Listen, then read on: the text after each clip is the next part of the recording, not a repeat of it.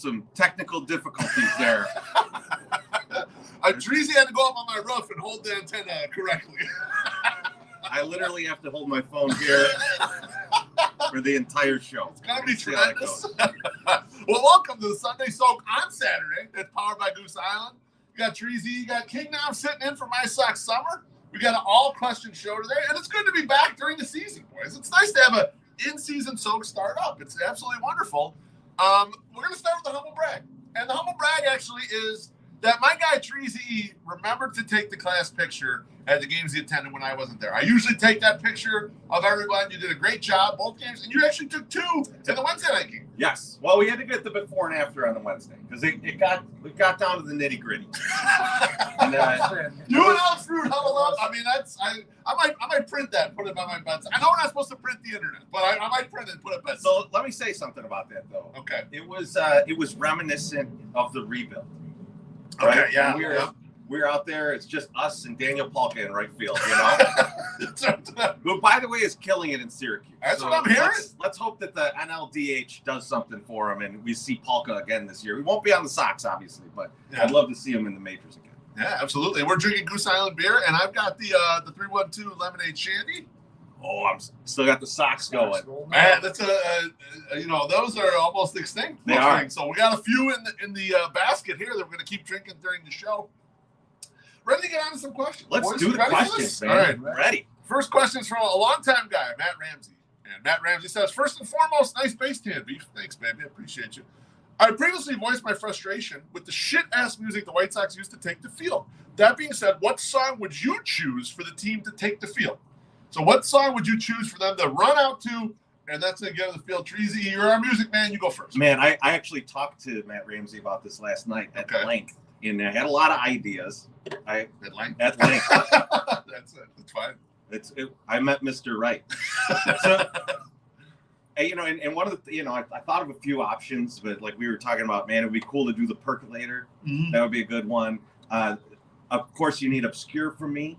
Yeah. Yep. I think Jesus and the Devil, Are You Ready? Would be. Remember those guys back in the day? We used to do some shows with them, and they were like kind of Strokes, Hives, kind of, but like dirty Chicago version of it. Oh, nice. Nice. But I landed on it.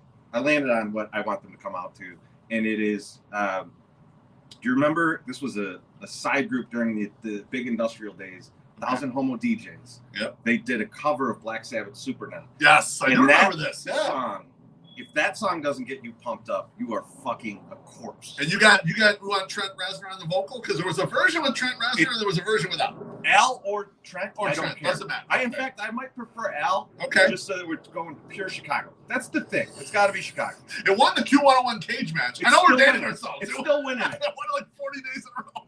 It's on day 42,000 of the cage match. King Nam, how about you? What would you pick? I'm not a music guy by any means, so I'm going with the tried and true, and we'll have a follow-up to this with, I'm sticking with Thunderstruck because that's what I grew up on, and I don't have an extensive music vocabulary or whatever you would call it, so I'm sticking with the Thunderstruck. Yeah, I mean, I kind of looked at this like you guys are looking at it, like it's got to be a song you want to run through a wall for. Yeah. But I also felt the Chicago vibe, Teresa. Right. I was like, let's make this Chicago.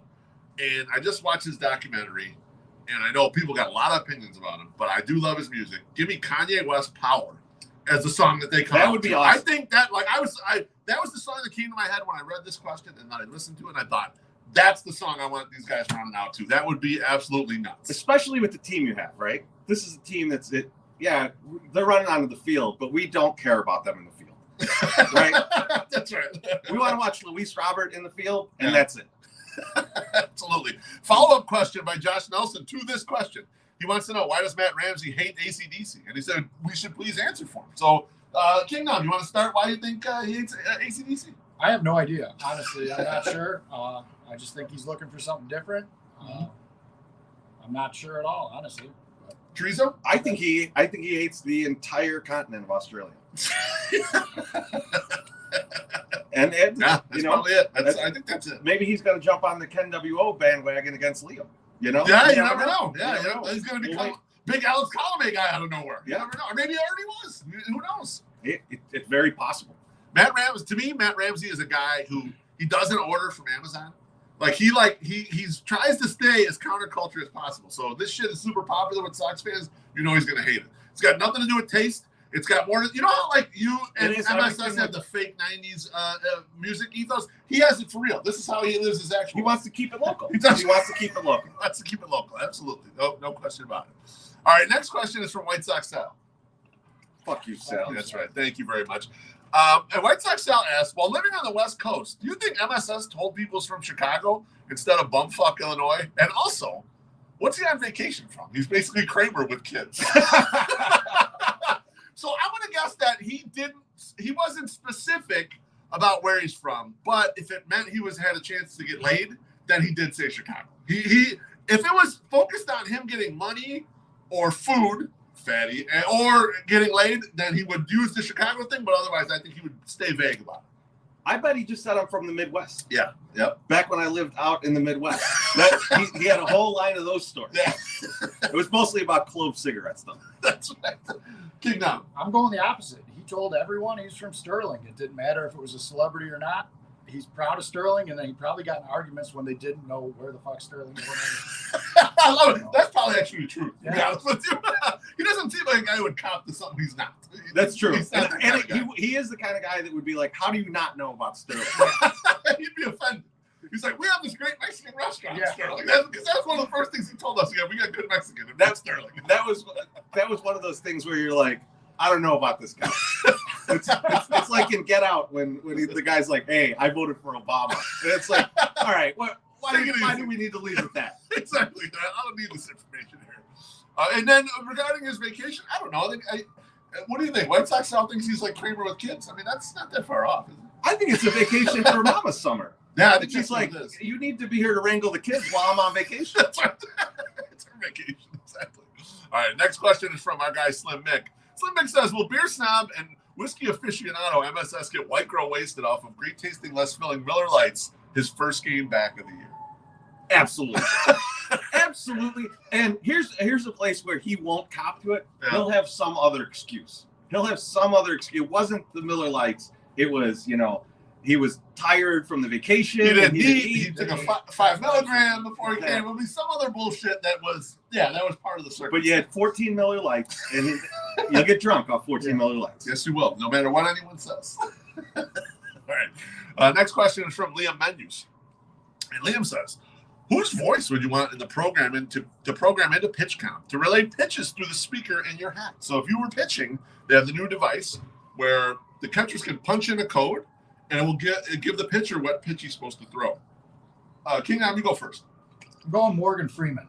I want the smooth, calm voice. I'm out there. It could be a crazy night. Lots of drunk fans. I don't want to be on tilt. I need Morgan Freeman to calm me down. Curveball coming right up. Bam. Teresa, I got two. So if I'm pitching, I want Sam Kinison. Because damn it, you stole mine. I can't hear shit. I need someone to scream it to me. Right? But if I'm catching, I want the lady from Poltergeist that says this house is clean. Because I don't think anyone would ever shake off that voice. Like you'd be like, I'm too terrified of what is being said to me. I'll just do it. I can't believe you took Sam Kinison. That was mine because I thought I'm going to come in. I'll be out of the bullpen, and I need to stay amped up. And I need Sam Kinison from Back to School. Yeah, that's the Sam Kinison I want. I want that Sam Kinison right there. Samesies. Angry, but serious, and just like really focused on it. He really cares about what I don't know. That's the. See, Rodney would be good too. He would, yeah, that's true. Is that when you shake him off, he could tell you that he gets no respect. That's absolutely right. All right, next question is from our guy Huck. Huck's been giving me a lot of shit lately, by the way. And he hasn't threatened to beat my ass, but I'm physically afraid of him. So Huck asks, why hasn't the 108 Golden Ale been announced? Treasy. So, you know us. Yeah. We have a lot of great ideas. And typically, even from ourselves, we think those ideas are stupid ideas. So it's not surprising that Goose Island thinks that it's a stupid idea. Yep.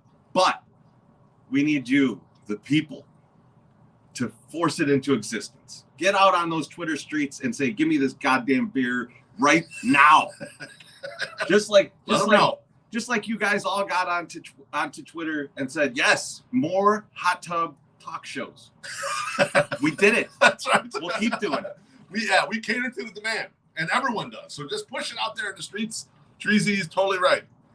Next up is Mailman Jack. And Mailman Jack asks, what's the best iteration of holiday-themed Reese's peanut butter cups? Would that be the egg, the tree, or the pumpkin? I've heard King Nam has a very strong take on this one. I eat them all. So I'm not going to tell you I don't eat all of them. Allegedly. But it is the egg, no questions asked. Reese's egg all day, every day. I have a countdown in my house practically to when those come out. Absolutely the most delicious.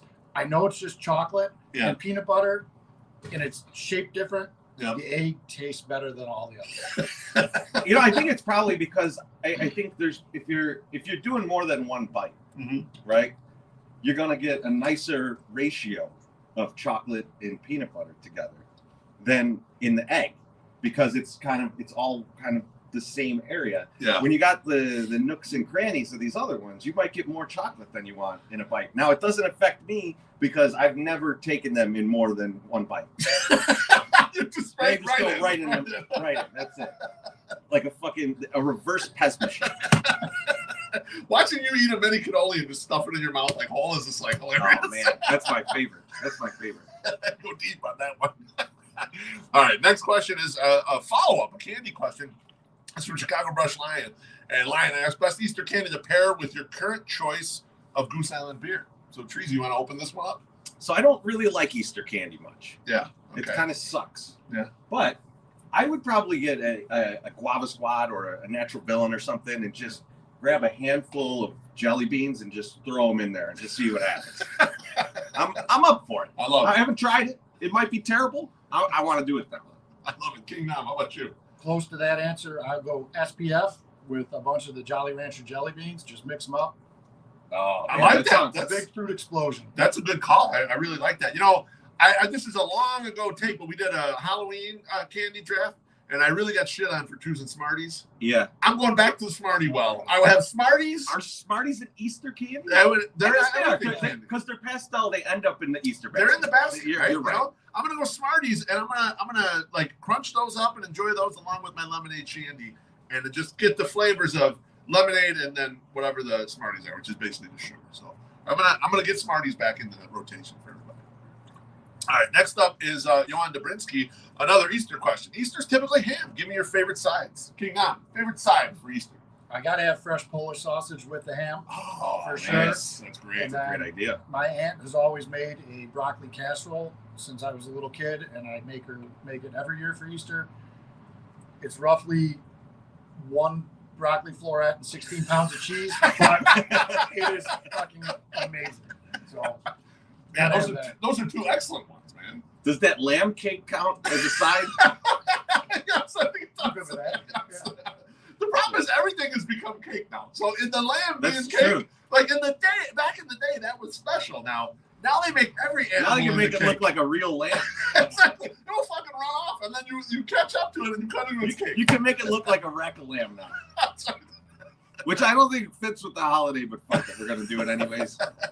What do you think? I feel like Easter, I'm always so fucking hungover. Like anytime, Easter's like kind of weird spot. Like the holiday time, it's like you kind of coming in. It's starting to warm up a little bit. You're coming out of the winter and just finding reasons to like get drunk. Frequently on weekends. So I just need like mashed potatoes and gravy to soak up all the shit that is going on in me. The ham, the mashed potatoes and gravy. That's all. See, I thought you were gonna go because we're we do when we're all in town and we can do it together. We'll do the Connie's. Yeah, we do brunch. Brunch. Yeah. The best side there is a slice of sausage pizza. Yeah.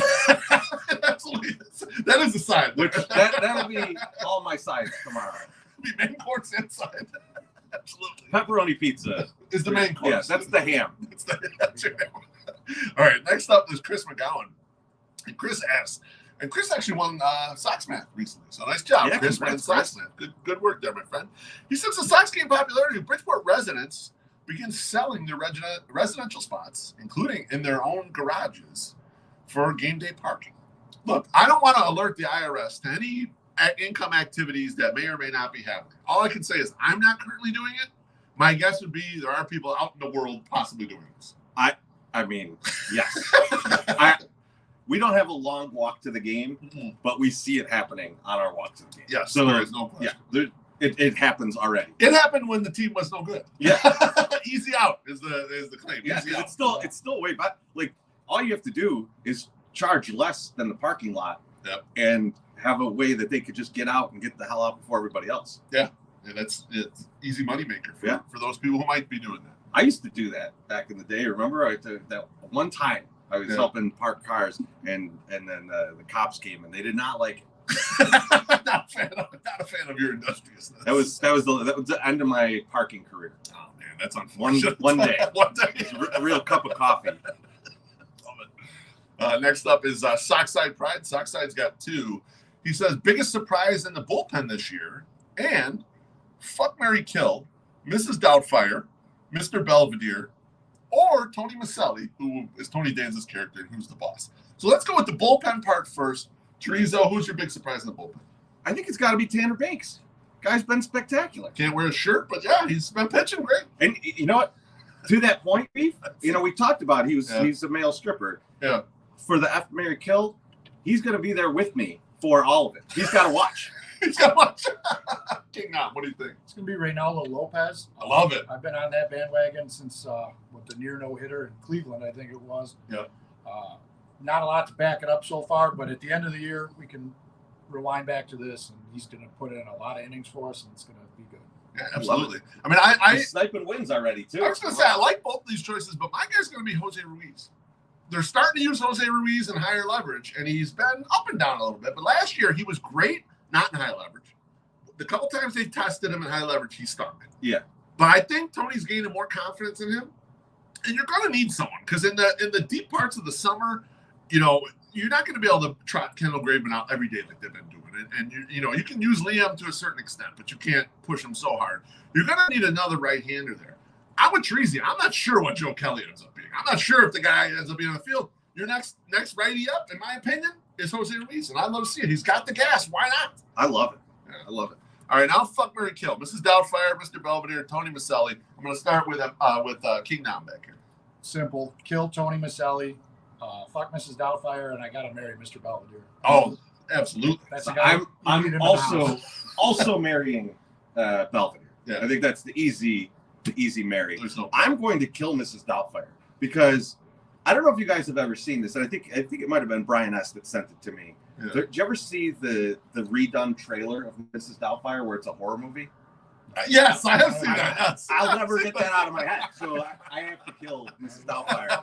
And of course, I'm going to fuck Tony Danza. I may have already. I'm going to go with King Nam because I would fuck Mrs. Doubtfire. Those are big titties. I'm not gonna lie. I'm a sucker for that sort of thing.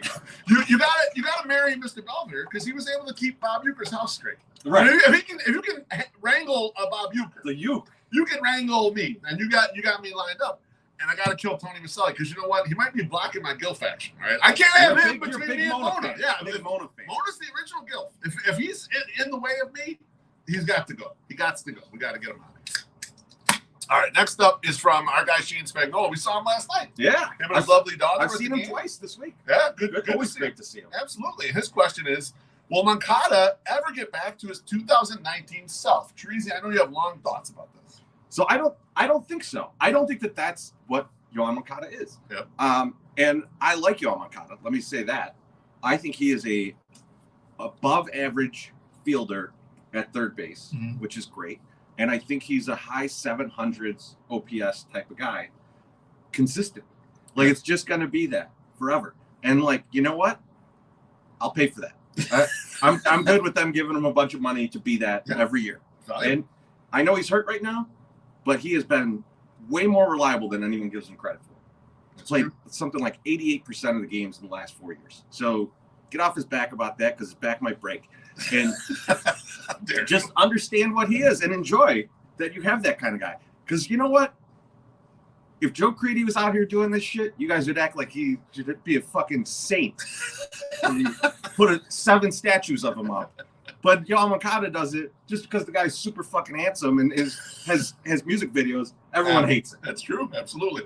King Nam, what do you think? You ever get back to it? I say yes. He's going to come back hopefully early May, and he's going to put on a 5-month stretch that we haven't seen in a long time, and people are going to be talking about it, and it's going to propel us right into the playoffs, and we're going to go from there. I love it. I agree with them. I don't know if it'll be a full season's worth, or just like a couple playoff series worth of 2019 Moncada comes back. And it's just, now I'm saying, just carries it for a while. You know, the White Sox are uniquely positioned that they have enough of these players, whereas they pop up and get hot, that one person can carry the team. They got like 5 of these guys. So it's nice that's when you know you got a good team. We were talking about it last night in the seats. Maybe the Sox are just good. And no, it don't matter who's hurt, they're just good. And they're just going to win. Guys. They just got talent. You know, there's a lot of talent on the roster. You don't have to trade guys. That's the one thing that I want to keep reiterating. It's like, yeah, okay, this guy's doing good right now. Yeah. Doesn't mean you trade the other guy that plays his position. Right. You just be happy that you have a lot of guys and you tell Tony, this is your job.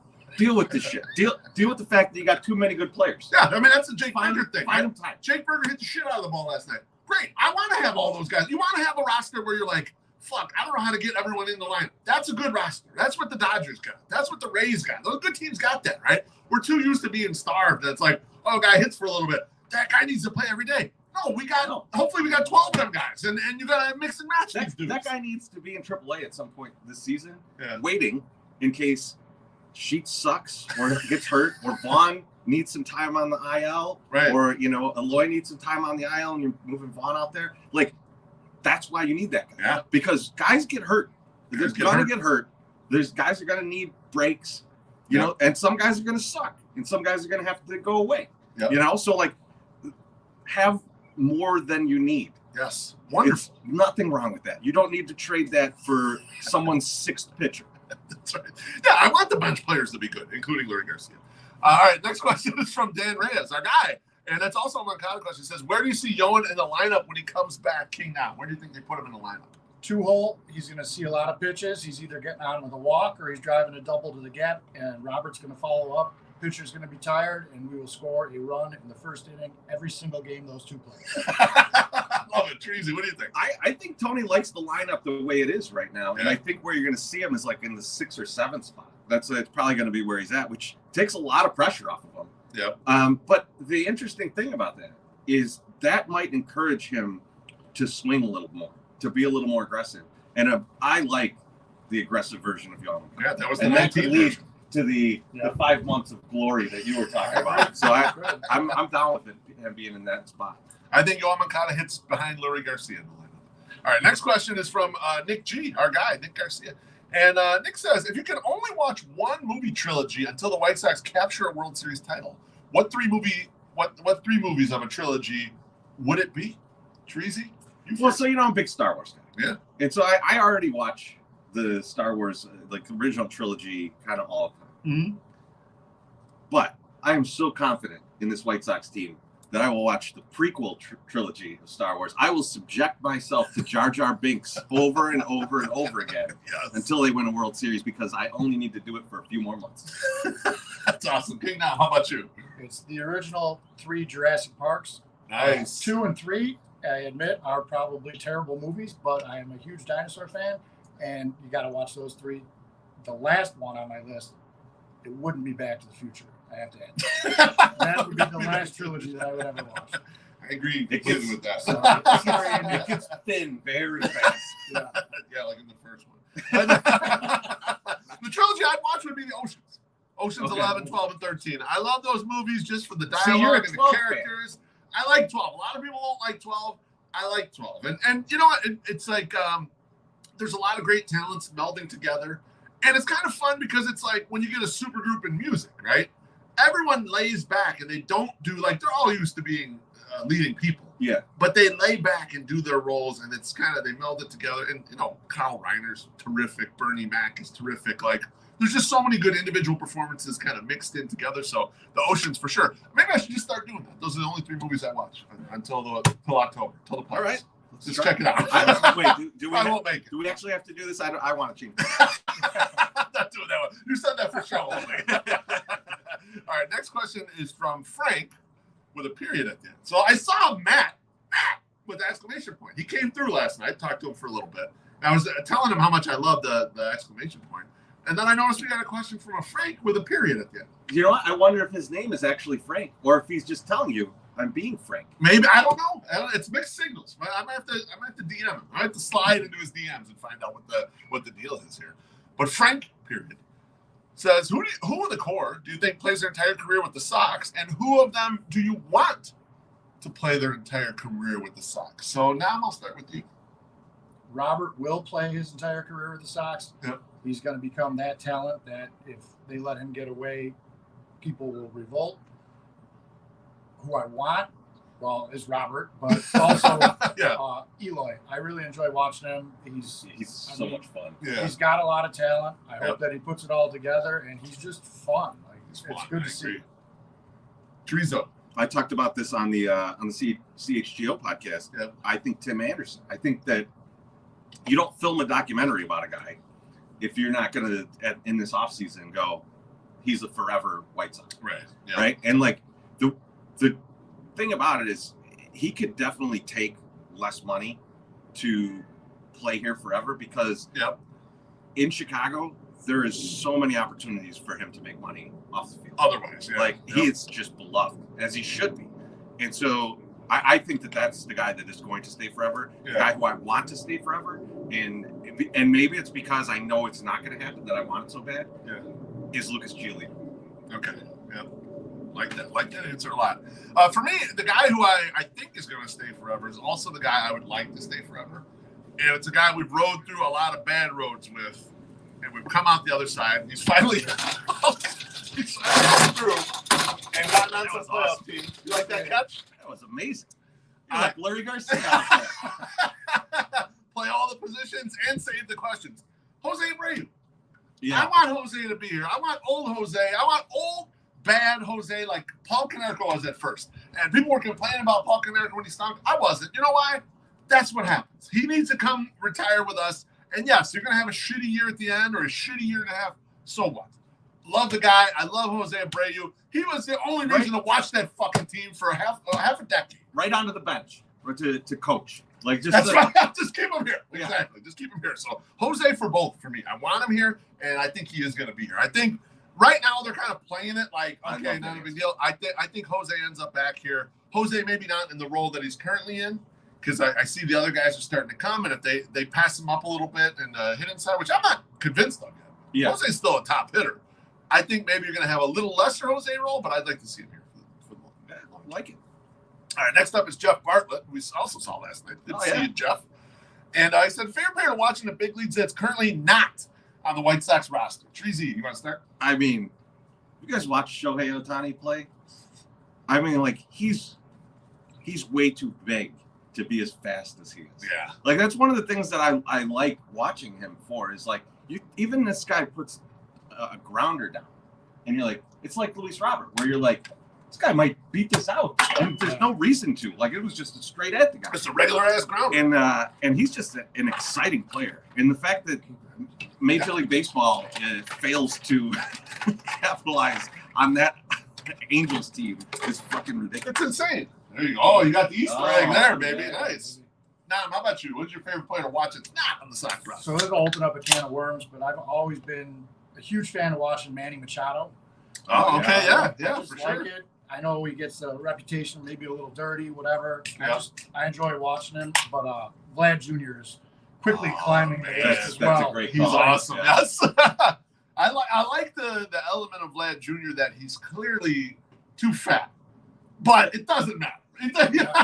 His athleticism exceeds all that, and his ability exceeds all that. And it's like, you know what? This is baseball. You don't have to be that kind of athlete to do it. You know, the book you turned me on to, Future Value, they have a great story about Vlad, and like when they're scouting him, and like his uncle, who's a former player, I forget who it was, is his agent, and is kind of coaching him to say that he's going to play the outfield. He's going to play the outfield, and Vlad just keeps going, I want to play third base, and he's like, you got to stop saying that, and it actually was what the Blue Jays were like. Oh, this guy's willing to try and play the infield. I like that. Like, I want to check this out. Yeah. Fuck. Why couldn't you have, told the Sox that, man? I mean, I'm going to go with another guy who is a little chubby, and it's a Sox rival, and it's Jose Ramirez. And I like Jose Ramirez because he's small and chubby, but he's able to do all these things you don't expect out of a body type like that. That's why I always – yeah, he's real fast. He's got a ton of fucking power. It's like he can kind of do everything. It's like – He's 5'8" and fat. Like, what's he doing? It's like, it reminded me of how much I like Charles Barkley as a basketball player. Charles Barkley does not look like he should be able to do all the shit he could do. But there was a big chunk in his career where he was the second best player in the NBA behind Michael.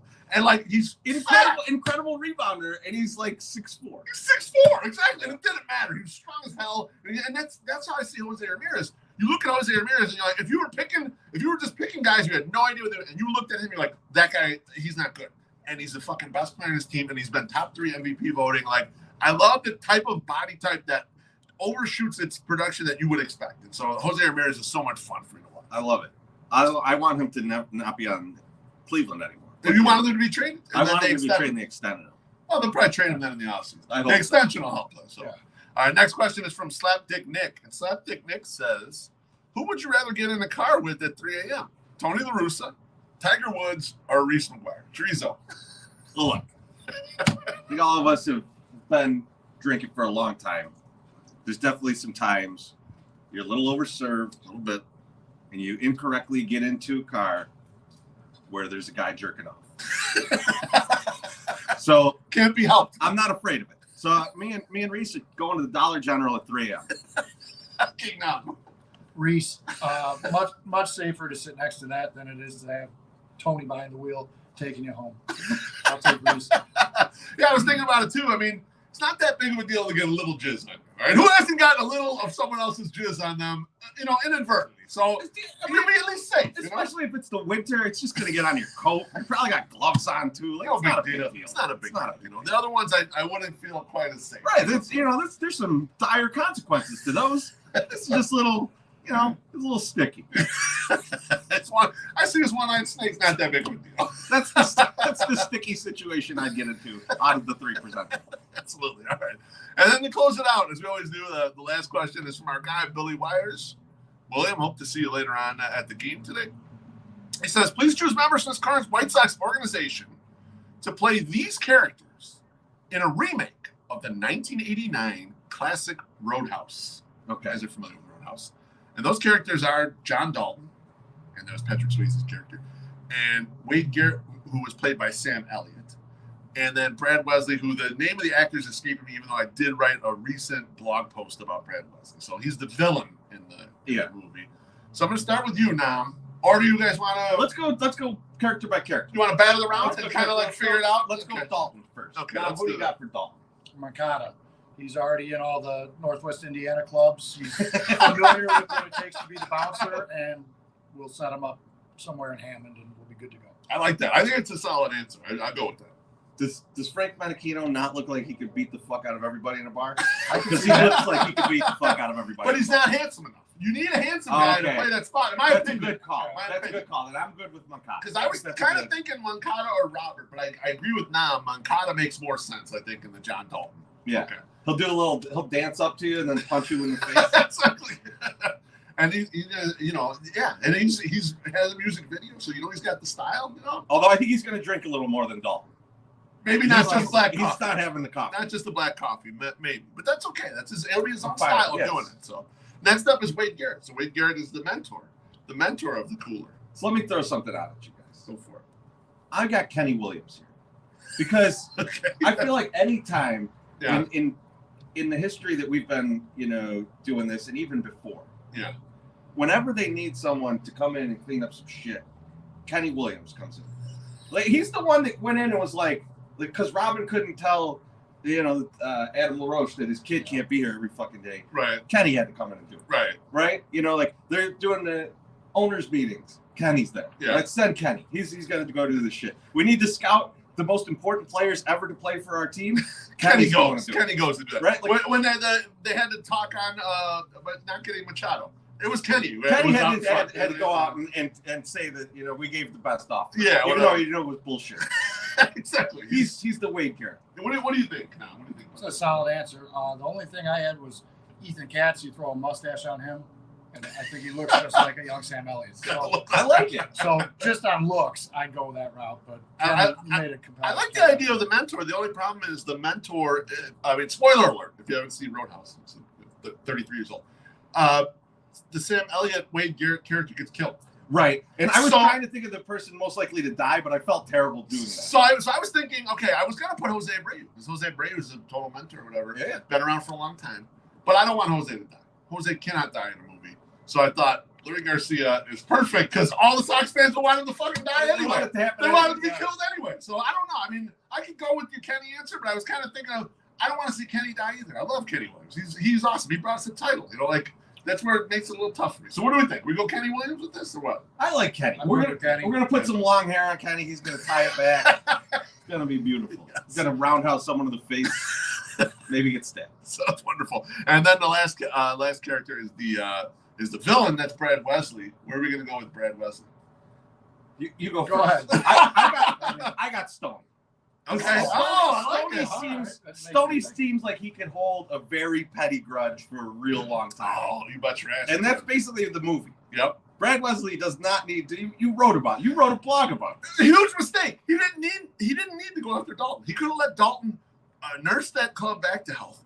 Dalton leaves, then he takes back over all that shit and they make even more money. But he didn't. He's a petty motherfucker, and he could not let it go. The ego was just too goddamn big. So I think Stoney's kind of a nice choice here. Stoney could hold a grudge like that, very petty grudge. I mean, he was still mad about some kid on his like little league team that they had to kick off the team like first game. He was still pissed about it, like talking about it in a broadcast the other day. What do you think? I'm gonna go with Stoney then too. Like you convinced me. As soon as you started talking about it, his Twitter beef with whoever, like he is petty as could be, and Yeah. he's kind. If you're not on his good side, he's a complete dick to you. So And let me I preface this too. Yeah. I love Stone, yeah, Oh yeah, absolutely. Yeah, But- he's very entertaining. He's great. Yeah, but that's part of his entertainment. yeah. yeah, that he could be super petty and really Yeah. like. And there's nothing wrong with petty wars occasionally. Oh, Petty I love wars it. are okay, right? Don't you think? So, all right, that's our show for you. All right. Sunday soak is complete. We're going to see you guys at the ballpark. A little bit 110 start. I'm feeling great. I How about feel you good. boys? Ready to Let's go? Let's win the series Good. today. Let's do it, baby. Let's knock this series out. Happy 108, everyone. We'll see you very soon. Let's see if I can figure out how to end this.